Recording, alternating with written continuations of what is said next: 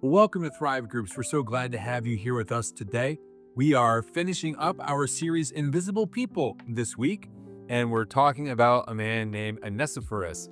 And that's a mouthful, but he was a great person that can inspire us. Before we jump into all that, though, I want to go over our ground rules. First is that we want to encourage everyone to participate and no one to dominate. And also that we start on time, we end on time. So, with that, we're going to open up with our icebreaker question. And here it is.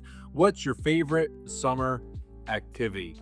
For me, I would have to say it's going out on the boat. Absolutely love it. Boat was down for a little bit. I haven't been out yet this year, but look forward to doing it. Love getting on the Connecticut River or different lakes around and just cruising around, swimming, pulling the kids, and having a good time. But what about you? What's your favorite summer activity?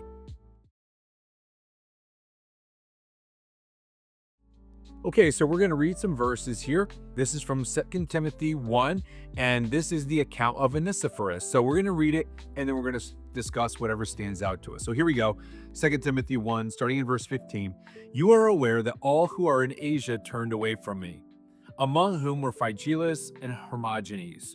May the Lord grant mercy to the household of Onesiphorus, for he often refreshed me and was not ashamed of my chains. But when he arrived in Rome, he searched for me earnestly and found me.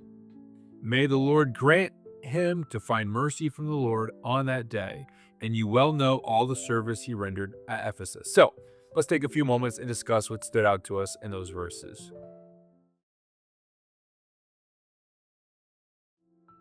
Next question. Share about a time someone showed up when you really needed them.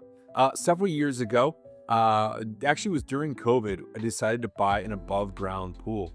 And so I was like, I'm going to put it up on this day. I'm going to go out there and level out the yard and put this thing up. And I start this whole process and I'm like, you know what? I have no clue what I'm doing.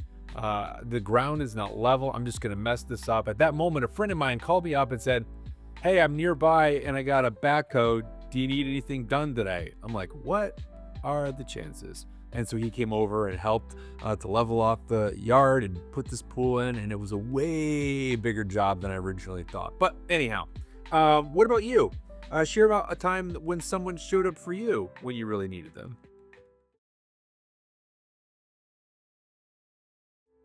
Next question is this. Tell about someone who encouraged you. Well, just recently, I was feeling a little bit discouraged about some things that were going on with the church and some of our issues that we were going through and facing. I don't know. I was just feeling kind of discouraged for some reason. And someone out of the blue sent me a text. It just said that they wanted to encourage me through all that's going on. They saw the difficulties and the struggles, but that they were praying for me. And I'm like, man, this was just when I needed it. Very, very encouraging. But what about you? Tell about a time when someone encouraged you.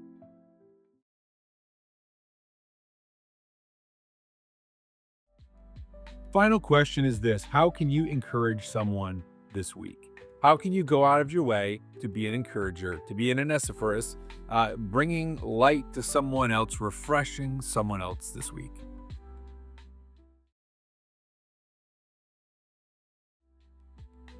Wait, thank you so much for joining us for our Thrive groups this week. We're going to close in prayer as we always do.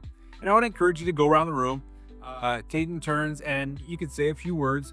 You could thank God for something. You could ask for direction or healing, whatever you like. And then when you're done, you can say amen, and we'll go around, and then the group leader will close it up. So thank you for joining us this week. Let's close in prayer.